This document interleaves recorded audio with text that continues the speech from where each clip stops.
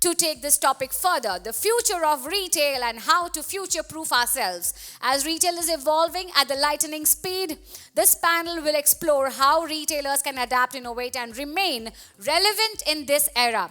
So, my dear friends, please help me in inviting on stage the panelists as I call out their names. Firstly, can I please request to join on stage Mr. Abhinay PVS, Chief Commercials and Operations Officer from RSB Retail India Limited. And I request Mr. Avnish Kumar, Chairman RI Telangana Chapter, and MD Neeru's Ensembles on stage, please. You can put your hands together every time they are coming on stage. The MC will not stop you. Mr. Kiran Shinde, CEO PMJ Jewels. Warm welcome to you, sir. Mr. P. Jayakumar, CEO Apollo Pharmacies Limited. Mr. Shashank Anamula, who is the MD Cape Nilofer. He'll be expected in a short while. He's not here right now. But then, my dynamic chairman, RAI, Mr. Bijou Kurien, to join me on stage, please. Sir, you always have that smile on your face. मैं जानना चाहती हूँ कि इस मुस्कुराहट का राज क्या है. Before you go there, you come here. You tell me, what is the reason behind your such a lovely smile all the time? The reason is actually you're wearing red, okay? Which is Retail Employees Day, yes. The day on which we all have everybody outfitted in red. Okay, so you're also very much a part of the retailers this thing, and what they always say is that you can't change a situation. You can only change your reaction to a situation. So that determines what it is. Thank you. So with his smile, he indirectly makes me and all of us smile. That's the key to the success. All right, all the way to the moderator. Mr. Bijou, over to you. Thank you, Jyoti. And again, it's good to see the crowd getting filled up. I mean, rather the hall getting filled up, crowds coming in. And I love it when there are people standing in the back of the hall. We had this in Chennai when we had the opening session. Of course, now it is also when the panel discussion begins. I know that we are well behind schedule. We should have closed this panel discussion after an hour of talking at this point of time. Though we are now starting it at 12 in the afternoon. So while I know the timer shows that we've got 50 minutes, I'd like to kind of reduce it to kind of, like say 35, 40 minutes. Also to give some time to the audience to ask questions from this very renowned panel out here. The group that we have here is actually a mix of fashion, food, pharmacy, jewellery. So it's like a great mix of people. So it's important to be able to understand how they think about how retail will play out in the future. And what I've always seen is that when you ask this question, as what do you think of retail in the future, the people who have one set of comments are those who've come into retail today. And the people who have a very divergent set of comments are those who've been in retail for the last 30, 40, 50 years. So the ones who've been there longer think that not much will happen. And the ones who've come in today think that they will be the heralders of change, as and when it is beginning to happen. Which is why when you see industries such as e-commerce, they've largely been, let's say, pioneered, not by erstwhile retailers, but by those who've come from outside of the industry. And when they come from outside of the industry, they tend to think about the consumer differently, the business model very differently. More importantly, they want to figure out how to disrupt the existing business model. So the key in all of this is about disruption. And when you think of disruption, and when you think of a retailer who's been in the business for 10, 20, 30, 40 years, they don't somehow go hand in hand. Because the erstwhile retailers don't want to have too much of disruption, because there's already a model which has been built on how things are steadily done. So they see what is happening outside, they take a little bit of it and make a little change in their business. And unless it is very compelling, because their business will wind up or something like that, till then they don't really move very fast too. So that's just to give you a background, not that I'm accusing any of my fellow panelists here of businesses such as that. So let me, Jayakumar, start with you. Because you've been through this cycle when pharmacy retail was solidly small independent stores in India, in every single town. Pharmacy and grocery are the two most commonly retailed categories in this country. Then after that, you've seen when chains have started getting into it, normally city level chains, then it became state level, then it became regional level, and there are some of you all who are national, especially people like Apollo. Then you also have seen when pharmacy became online, and you had several players who decided to get into the online business. And of course, whether they burned cash or not is a different issue, but they certainly occupied a space in the minds of consumers, driven largely by discount. You stood your ground and said that I am not going to discount, let them do what they want to do. So when you think about it, when you have to think about what do you think the future will be, and I'm not talking about today to forward, but let's say 2016, 17, when the first wave of online pharmacy retail happened, at that point of time, what were the thoughts that went through your mind as to how should I architect my business model? And I'm asking this question not so much to quiz you, but for you to be able to share that how, as a business person, we should actually think about reacting. Should we react immediately? Should we hold back?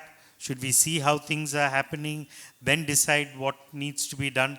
So it's a little more of, along those lines, but sharing from the pharmacy journey, which I've seen, a little more closely impacted by online. Yeah. Because there are a whole lot of entrepreneurs here, and they would certainly like to learn from your experience. At the end of it, you've become larger, stronger, bigger. The others are all names in history. Thank you, sir. I think I'll just for the three ways I'll just make this part. One is that, sir, you've spoken about what is this industry is all about, and you said that the grocery and the pharmacy is widespread.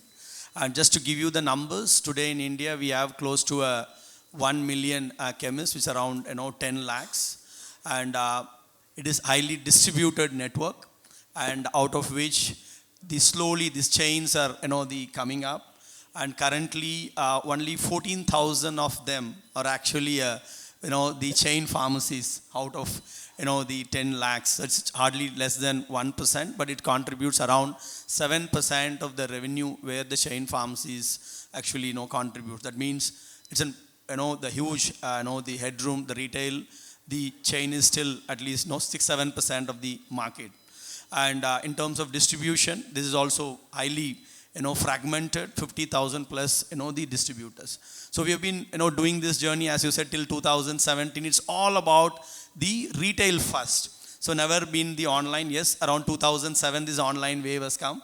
We never felt pharmacy is a category. It is all about proximity, trust, and people goes more than 1 kilometer that really they don't want to go.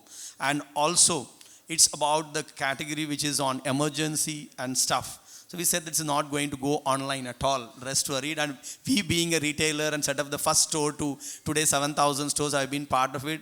I'm kind of retail. The online is secondary for us. But yes, by 2017 we started just looking into the consumer journey. So we felt that it is a channel we cannot really avoid, and the retail, then the e-commerce and quick commerce, and today we just see that this is the channel. That's where in 2017 to 2020, at least we started recognizing as a retail pharmacy, and we have to get into the online. It is required. But how can we do it differently? Because as a retailer, it's very, very important. How do you do it? So every money, every price is counted in the retail because you have generating, from the retail and same thing being invested. We never had investors or something until or recently, and it's all about generate your own funds and creating the network. So when you are that, the entrepreneurial mindset, it's not so easy when you have to build this. But we had a strong backup of the brand, which is called Apollo, meant for trust. And so that's the first thing. And second thing, the product what we are offering, and we're 100% genuine and people are trusting. I said that's we thought that, in online, let us get that, as a point of our offering. But around 20 or 21, the COVID has come. Then we felt, it's not just a pharmacy. People are looking. The services have become part of it. Then we felt that as a group, I think we have a great physical infrastructure, hospital, clinics, diagnostics, pharmacy, whatnot. So how can we bring this as an healthcare integrated app? Let us not make this as an independent of just a pharmacy app. It's just going to dilute the value. How can we really give the value to the consumer, which will give all the offerings? I think that's the thought process for us. But with less, we need to do more. I think that's the concept. We said, whatever the infrastructure we are creating, let us not really do a disruption. At the end of the day, we have, fellow retailers of 10 lakh people, we are responsible. So we not create this as an, for our advantage, but we just made this as a channel. I think that's what even today we do. Then we felt, and the great network we have, I think that's one of the biggest, advantage for us. We could able to take this, the online very, very near to them. Because most of the current, folks are struggling because they have only the, your dark stores. From there, the deliveries has to happen. For us, the advantage, by the time in 2021 or 22, the post-COVID, our learnings have come. Then we started this. By then, we had a 3,000 stores. Now we had a 7,000 stores plus. It's very easy because you have an infrastructure already there. Certain cost is already taken care. Then your last mile delivery, since you have a store nearby, it's very easy. The cost is not really in a high. We do an high, both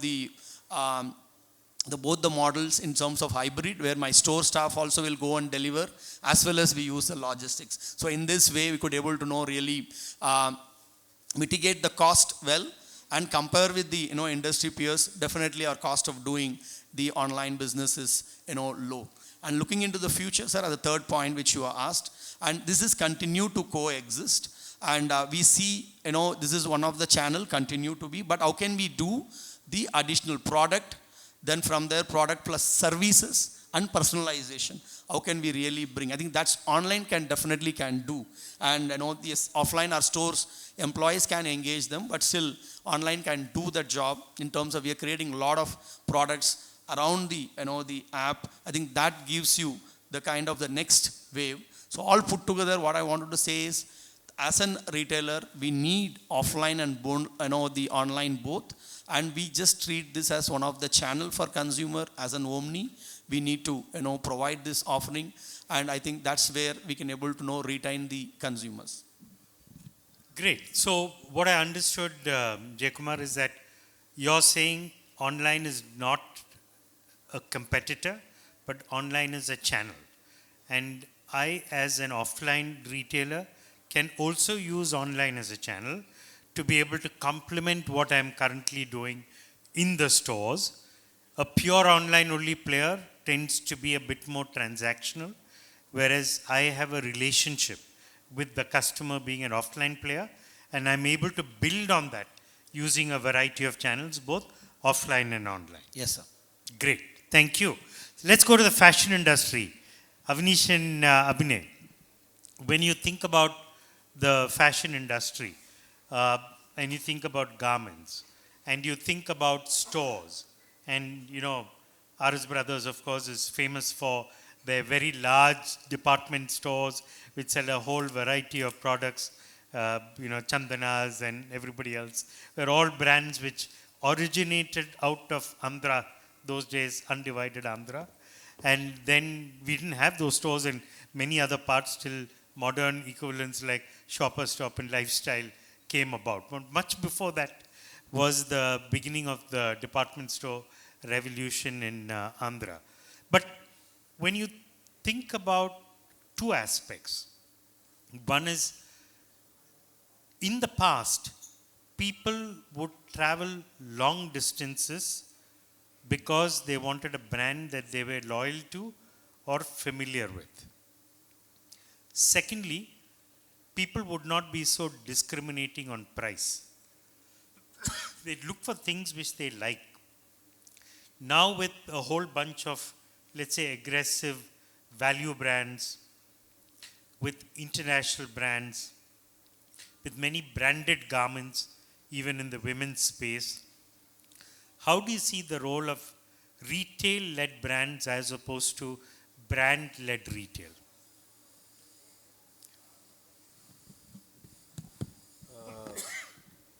That's one good answer I can give for this, sir, is as you said, we are a retail-led brands. So, first of all, the market positioning, what we have placed, is very crucial in the market. So, we have positioned ourselves as a family retailer. So, us is a typical family store where people have known, and there we always positioned ourselves that you get everything under one roof. So, at the right value, at the right price. And fashion being very dynamic, sir, no matter how much other brands are trying to tell, it's always the desirability factor plays in, which is very crucial in decision making of the consumer. So even if he is getting a better offer in online or from a new brand, at the end they should like the product. And it's not a standardized product where I can order in a quick commerce and it gets delivered. It's the same product, or if I go and purchase from the retail store, it's the same product. Fashion is something where people want to wear it, feel good about themselves, bring that confidence within them, and that appreciation is required. So that is actually a very crucial factor in decision making. So when I position myself as a family store, giving good product at good price and at a greater value as well, and the assortment what we're able to give. So I can tell we always have an edge over the brand retail. So our positioning is what itself makes us a difference. Good. So if I were to understand you right, what you're saying is that unlike branded retail, where brand-led retail rather, which is a little more narrow in terms of positioning, either it's men or women, a specific age group, etc. You as a department store are able to offer many things for the whole family so that it becomes for all age groups under one roof. So that is one.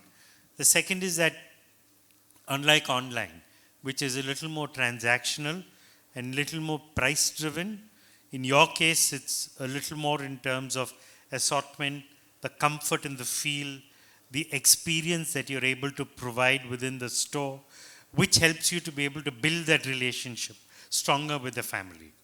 Good, great. Avnish, if I were to hear your thoughts on this. I think we belong to the latter. It's more about brand-led retail because we are very specific to the category of women. And women, again, from kids to women, from 6 to 60s is the target audience. And just to clarify more, I think because how as brands we plan about expansion and retail growth, you said that people were ready to come to a distance to come and shop. And but the same thing, customer thinks that how can I reach to a probably a Neeru store, or how we also think at back end how a Neeru's can reach to a customer. So the whole journey is back and forth. But if you talk about a certain geography, like probably because we're sitting in Hyderabad, so earlier we started with say one store in one part of the city. We thought, opening another store would take up the customers of the existing street. Then you go to the third, you do fourth, you do fifth. Today we are about 15 stores in Hyderabad alone. So if you actually see in the last 3 decades, the kind of multifold areas that Hyderabad itself has created as a city, I think there are 15 more to go for a brand like Neeru's, where we fall in the bridge to luxury category. I can't say we are a mass brand. I can't say we are like a designer-led luxury brand. We are right there in the middle, probably what a a Tommy Hilfiger or a CK would do to the market of Western wear, we do something like that. So we are not a Primark, we are not a Shein, we are not a maybe a Gucci or a Prada to a Western wear. Same way for ethnic, we lie somewhere in the bridge to luxury. So it's more aspirational led, maybe not distance led, because today, if there is an occasion in the family, I'm sure that people travel from Hyderabad to even Bombay to from a Jubilee Hills to a Kala Ghoda to go and shop. So for them, distance becomes no barrier. If they really feel they want to wear something more aspirational, but on the contrary, if it's a mass brand where they feel that it is just a necessity, not a luxury and not a thing to go after, then probably something next door is easy for them to pick it up. So I think somewhere that brand-led story and about customers coming to us or going, I think because of a lot of social media, lot of, it's the world of Instagram, I think we are able to reach millions in just couple of hours with the power of say a YouTube or a Instagram channel of a brand. Earlier we invested in a lot of outdoor activities, from the hoardings, you see a lot of street-led marketing that you used to do. Today I don't want to be a contradiction to a lot of media this thing, but I don't remember when last we put a paper ad which was of that big of a size. Because I know every weekend, the only conversation we have is, what are we spending on social media for the next 7 days? What is the content you're creating? Because today, the kind of, the attention span of a customer is so small. Probably I don't know what I saw 15 minutes earlier on my social media feed. And if you ask me what I saw in the last 15 minutes, I would remember only 2 or 3. But if the content was so strong, I would get stuck up. If I'm a podcast person, if I see a very path-breaking podcast, that is what stays in my memory. Maybe I've seen 10 in the last 1 week, but I remember only 2. Same way, if you've seen 10 brands in your entire social media feed, what you remember is 2. So how you reach your target audience, what is the content you're showing? Today it's an era of showing your product to the customer in amazing ways. If you would have seen couple of, I think a year ago, there was a lady in Delhi doing that very fancy way of showing a sari or a suit on social media, and she became like an overnight star. Maybe when I got an opportunity to go to that store in Delhi, she said maybe her revenue was $100 and it jumped 150 times of what she was making in the last 1 year. So that's the power of social media for, at least for fashion and apparel. So I think brand-led story, if you are into that aspirational space, you're the occasion-led brand, if you want to reach out to your customers, I think the ways and means what used to be 20 years ago have changed today. And about that future part of retail with probably a fashion brand like us, I think there is nothing much to do. It is all about rather seeing what you did in the history, recorrecting, and then facing the future that way. So whatever things that we did, probably as a brand, we thought we should do a lot of 1,000-1,500 square feet stores. But then we realized, no way, that's not the way to go forward. Maybe I should sit with the team and recorrect the whole alignment that at least 5,000-6,000 square feet works for us. So it's just going back to history, learning your gaps, and if you actually implement it well, then future has no big, like how Mr. Jay said, there's no big disruption available in future, even with e-commerce coming in, like how Abhinay said, quick commerce coming in. We are a very product touch and feel kind of brands. So maybe till under 2,000, like 1,999 still works out on quick commerce. But anything above $2,000, I think still needs that touch and feel or an entry into a retail store to get that ambience. And why we chose 1,500 and why 5,000 is because it's an ambience-led fashion category. So if your brand is a ambience-led category, then definitely give that ambience to the customer. Work out on your retail design in a way where they sit for more hours, like how you want them to spend more time on your Instagram feed or a Facebook feed or a YouTube ad. Same way, give that ambience inside the store, let them sit for a longer time, give that aspirational feel, because they aspired your brand, they came to the store. So give that same feeling, vice versa, to them when they come to your store.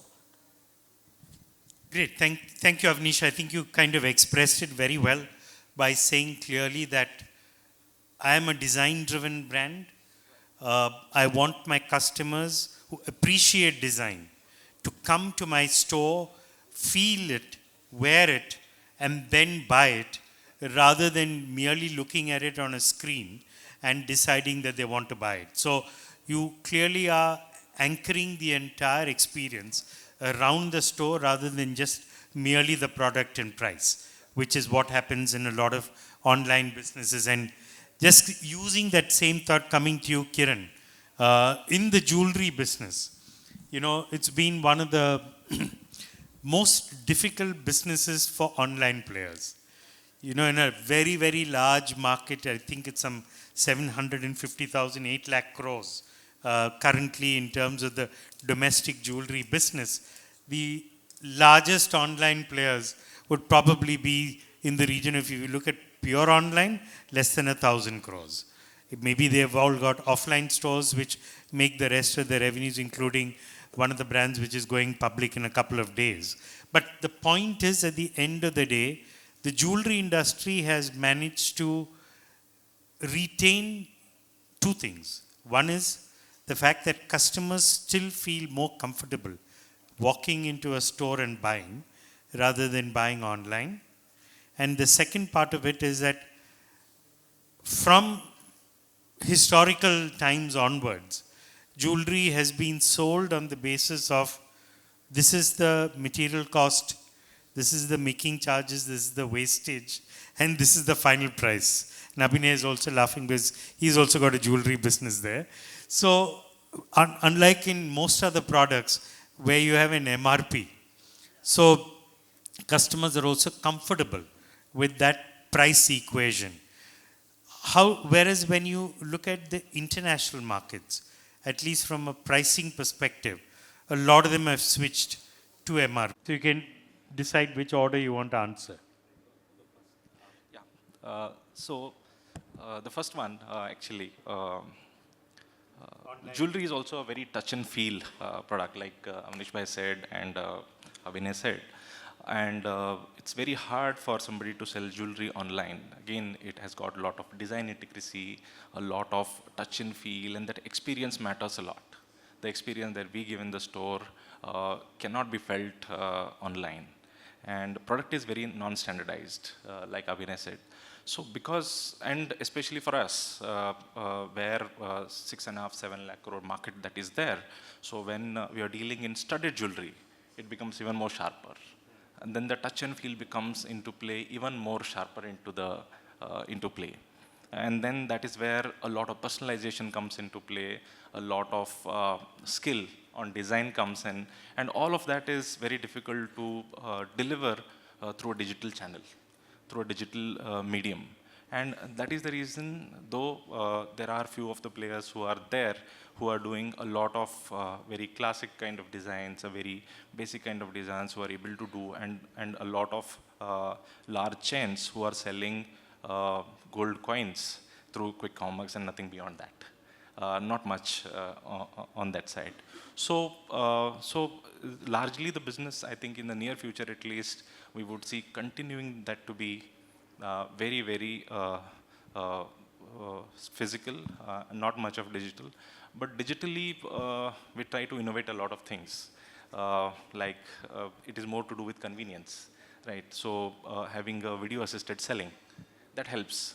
So you bring in an executive who can actually give that experience very close to real life experience in terms of very high resolution videos created of a product which can be shown on a screen, and that can be done. That creates much more better experience, that creates much more convenience for the customer, and then they are able to close that transaction, which comes a little more closer to a physical transaction. So that way there are few ideas or innovations that we keep doing within the business, and then those will come into play. But largely conventional retail, I think it is far.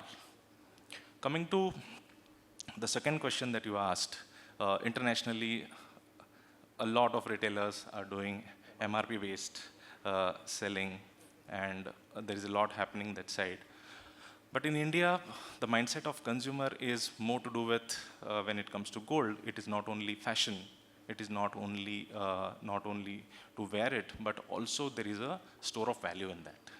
When it comes to store of value, the consumer is much more conscious, much more price driven, or very price-driven approach to jewelry buying, and conventionally that has been the case. It's not only in India, but even in China, the mindset continues to remain same. But nevertheless, slowly the consumer mindset is moving from being price-driven to a value-driven approach. Slowly it is moving. A few of the brands, you take Jiva, there are lots of brands who are doing lower caratage of purity on gold, lower caratage of purity on, and maybe some of them in silver as well. They have started doing this approach to life, but they are very small, very nascent stage. They are getting into this space, but largely jewelry industry is still going into that, though it is getting value driven. So a lot of aspirational value is coming, a lot of brand value is coming. People want to go to a particular brand and buy, which unlike a decade ago, the approach was very different. People today want to spend on design. If you get a better design, people want to spend. If you get a better,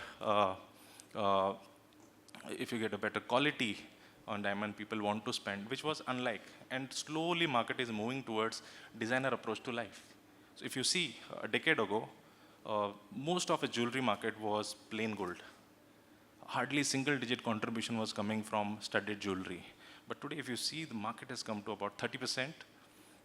The large jewelry chain retails are contributing about 30% of studded jewelry, which drives better margins, better profitability, better value for them, and the consumers are actually liking it, and that is coming into play. So slowly market is moving towards that, and we are seeing that. In our case, 90% of our jewelry is studded. So we are more into design. Like we said, bridge to luxury approach to life. We are doing that. So slowly market is moving towards that, but largely right now it is very price driven. Yeah, so as you said very clearly, I think when the market was gold, it was seen as an investment. Because it's seen an investment, people would actually want to understand the breakup of material to understand whether it is investment worthy. One of the unfortunate things in India is that consumers in India are reluctant to pay for design. They think design is something that is to be given. Unlike abroad where consumers understand and appreciate great designs and say, I'm willing to pay a premium because it is well designed. But of course, as you mentioned, there are brands and categories where you are finding more and more consumers who are now beginning to say that I value good design, and for good design, I'm willing to pay a price, and I'm not looking at it from a bill of materials perspective. Let me switch to another subject which Avnish alluded to in his conversations, which is about media. And when we talk about media today, you kind of hinted at the fact that traditional media is now old age. And new age, which means also the new bunch of customers. You know, in a country like ours where the median age is 28 and a large proportion of our population is below 35 years of age, who don't even open a newspaper in the morning, but open a mobile phone screen to understand what's happening around the world. For that kind of customer, the communication has to be different because you've got to be where the customer is. So how do you see the changing role of the different kinds of mediums today versus what we historically used to do in the past, which is Hyderabad Times, that front page, half page, full page, press advertising, outdoor advertising, stuff like that, versus what you might want to do today in terms of search engine optimization, social commerce, those areas. So just adding on to what even Kiran said, so we saw the similar space that even in jewelry, it's about design. So that's how even at Neeru's we thought what can be a complementing product. So we also came up with a new jewelry brand from the house of Neeru's. It's called Tyohar. We are into silver jewelry. So we thought, like how he said, the gold and the diamonds was for investments, the gold was more for investment purposes. Now people are looking at designing, so and they want to wear trend at a reasonable cost. But there are some of, I remember a family who shopped in one of our Tyohar stores in Jubilee Hills, and a known person, he wouldn't know that it's a brand under the banner of Neeru's. Randomly, he started, exploring the products and everything. He bought some stuff, and later he asked, कि किसका दुकान है, नाम नया है. So I said, नहीं sir, ये Neeru's का ही एक wing है. So he said, अरे ये Neeru's का है क्या? अच्छा अच्छा. So that trust factor came in immediately. Then the girl went on Instagram and checked out the whole page, ki what is this Tyohar all about, and showed to the mother, very interestingly, that, Mommy, this is Neeru's under one brand of theirs, and amazing, they've been here for a year, so much, acha ye product batao. So they started into different conversation, and the gentleman called me because he knew me. He said, "Arey, congratulations, I didn't know about this brand and everything." And suddenly when I spoke to him, he said one thing, that Avnish, I want to do one thing. I want to invest in gold for my daughter and give her a different budget for that. Whatever online gold, banking gold, the way I want to do it with bullion or however. And but jewelry, this is fine. Because the wedding is in Jaipur, I can't travel with so much stuff over there, And I said, okay, fine, and you're happy, everything is okay. He said, gold दूंगा, but खाली उसके लिए दूंगा, jewelry ये वाला लूंगा क्योंकि मेरे को destination wedding है. And then I said, give the phone to your daughter, I want to speak to her. Then I spoke to her, I said, congratulations on your wedding and everything. I said, what do you feel about the product? It's amazing, we are scrolling our Instagram, there's amazing content, amazing stuff. So, two parallel conversations, one traditional father still thinking, I want to give her gold, one modern girl who feels that why, I want to spend so much money on just storing gold, I want to wear the trend of today, jewelry, silver or gold or jo bhi. I want it to be a good price bracket, and I want to frequently change my jewelry. I want to wear the trending stuff, and I can see on Insta they have a lot of trending stuff.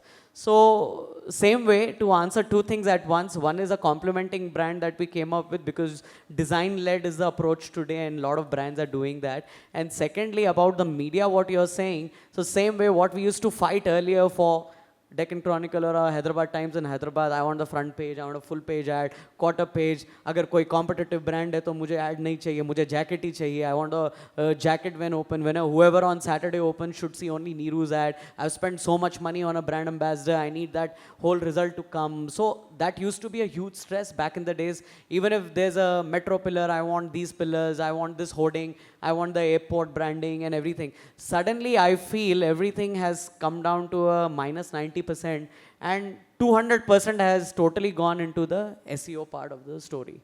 So our marketing team is also fighting from handling so many media channels, and today fighting for only one photographer and one model. That's enough to depict what the brand is all about. So I think even with our jewelry brand, when we started, I said, how can we, Neeru's is a legacy of 40 years, what we'll do with Tyohar in 1 year. So, but what I see with content, with that new brand, and we never went with the traditional media in Tyohar. We only did the social media part of it. And trust me, what we could do in 10 years with Neeru's, in 10 months with Tyohar, we were able to crack it. So that's the power of modern media, like Instagram, like Facebook, all the meta that's available, your search and your Google reviews. They play a big part in. I used to think that, it's only on Swiggy, Zomato for an F&B brand. But trust me, the Google reviews has become a very important part of our store. Even in the SOP of the store managers, it's given that are you above 4.5 or not, because that's the experience that we want to give to the customers. Sitting in our office, reading all your analytics, and saying I have the best store in the city, country, state, doesn't make it make sense unless you have the right Google review. That is the way that you can at least assess your store and the service at the store. So that is one parameter that has added to the existing parameters of social presence of a brand. So like you said, traditional is okay, but modern way of SEO and social media is trending, and we really need to catch up. We don't know what all is evolving. There are quick trends coming up, quick those reels. I remember we did one campaign in Hyderabad.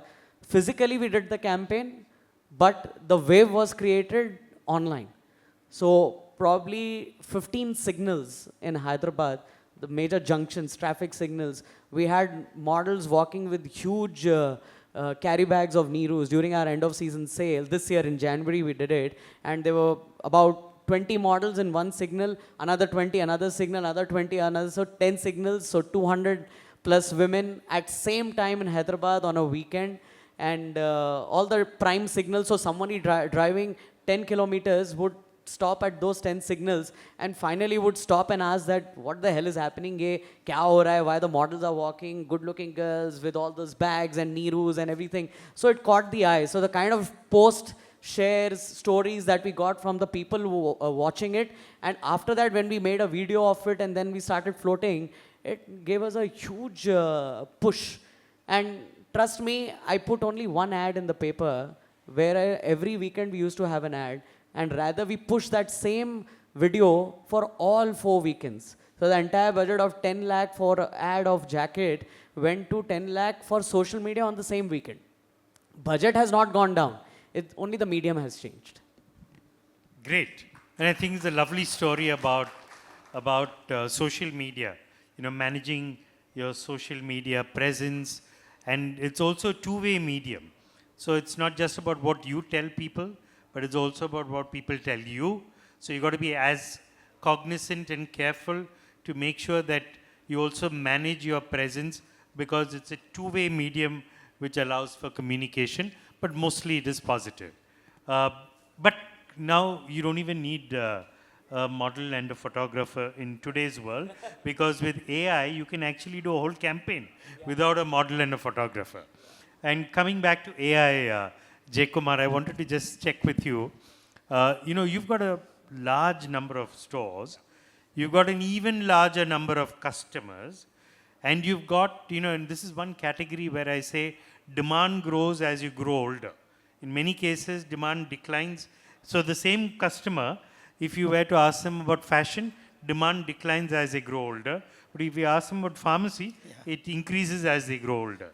So you also have chronic and you have lifestyle diseases. You have, somebody coming in for acute medical care, or you have somebody who says, I've got a lifestyle disease. Every month I have to keep up having this one tablet a day kind of thing. So obviously those who are your chronic customers, who keep repeatedly buying, there is an opportunity to be able to understand who they are, what they're buying, what are the illnesses they're suffering from, how frequently do they buy, and then try and make sure that you can actually capture a larger piece of that pie rather than letting them go here and there. So what is the kind of work that you've done using the data that you have, and what is the kind of, if you have attempted using AI tools in this space, as to what is the kind of things that you've done with AI tools? Just to give you the background on the data point, today, last year we served close to 330 million prescriptions. And so over the period, 330 million prescription, coming from the unique, close to 7 crore unique consumers.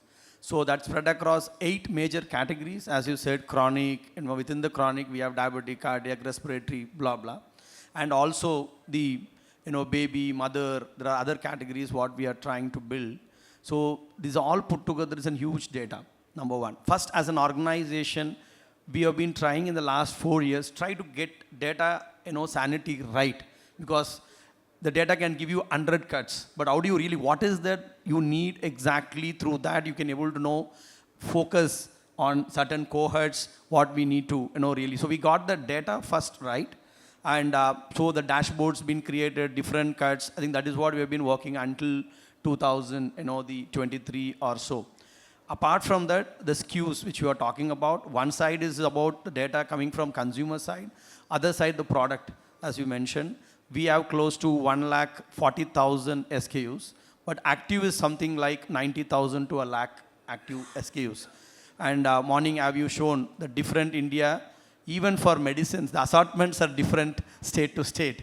And because of the 1,000 plus manufacturers, different doctors, influencers, and different disease pattern. So it's required definitely lot of analytics.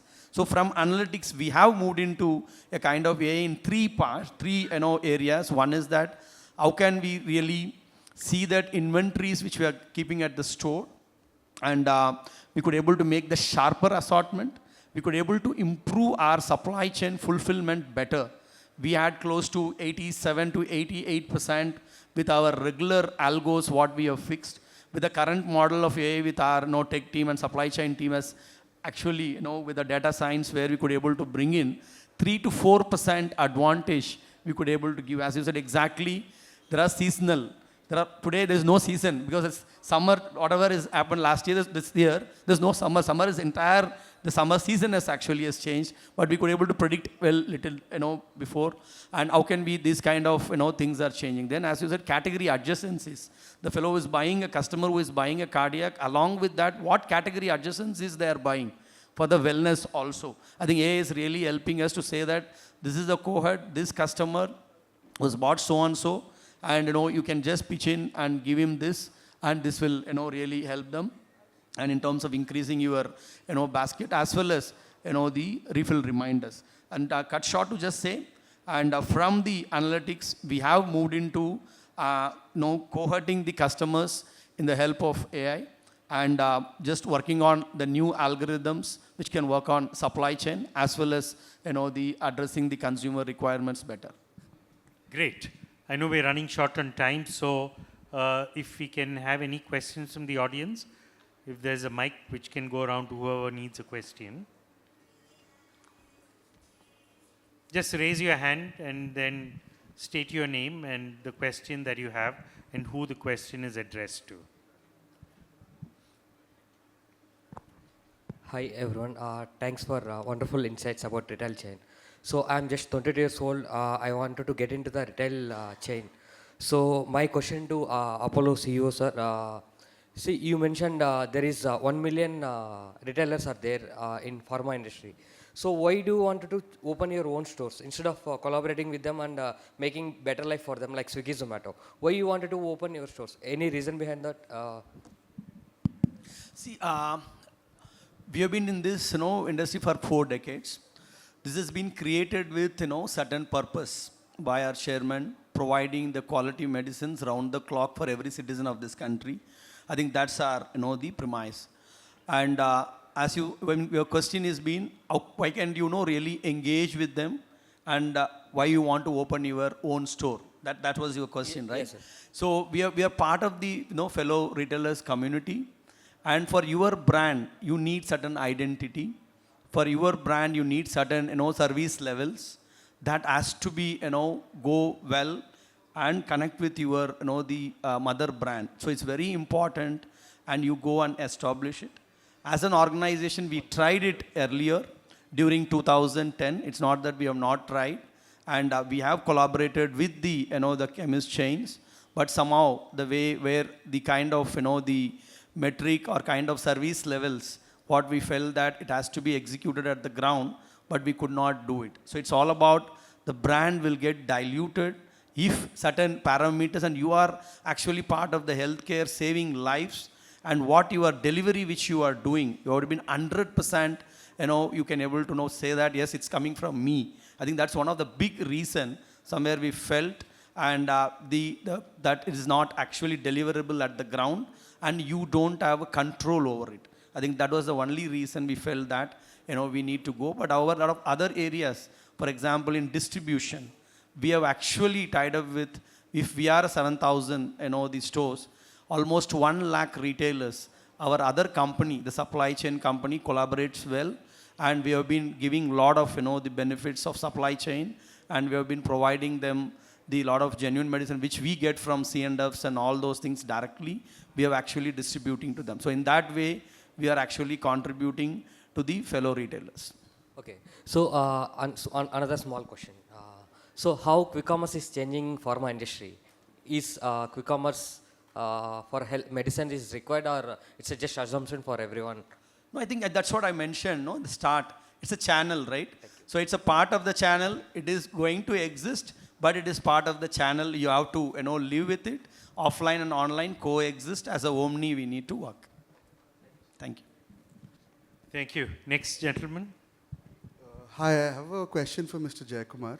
So before the panel discussion was starting, you had mentioned upon discounting provided by online retailers such as Pharmacies or even 1mg in your category. How do you think that has impacted your retail business, and it doesn't exist today as it used to.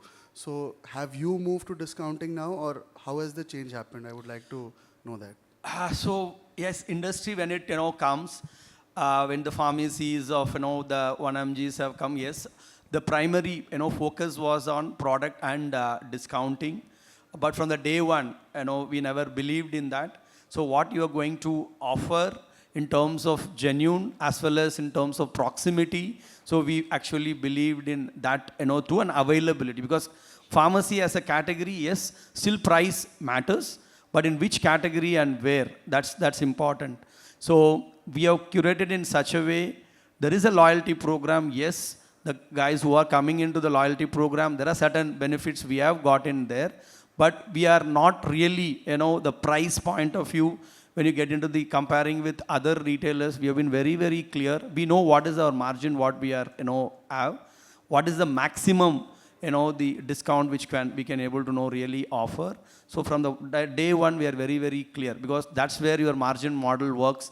And this, format, making 4% EBITDA, that we kept as our, the primary goal.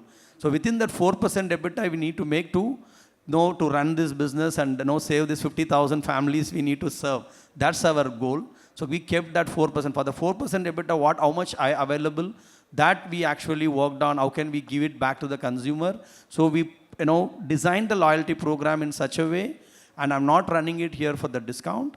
I have 3 more other responsibilities to run this organization. I'm okay if I'm not getting out of 10 customers, I'm getting only 4 or 5. Rest 5 goes for price, we are okay. So we wanted to be very, very clear. Today, if you see my offline and online, both are almost same pricing. We are not competing. And we wanted to be clear, this is a level of discounting. We don't want to go further. Good, thank you. I know we'll have a lot more questions. Gentlemen are around after this, so you can ask them questions directly. We're trying to shave off as much as we can out of the overextended time. So thank you very much. Thank you all for the lovely contributions that you've made in terms of sharing it with this audience. Thank you.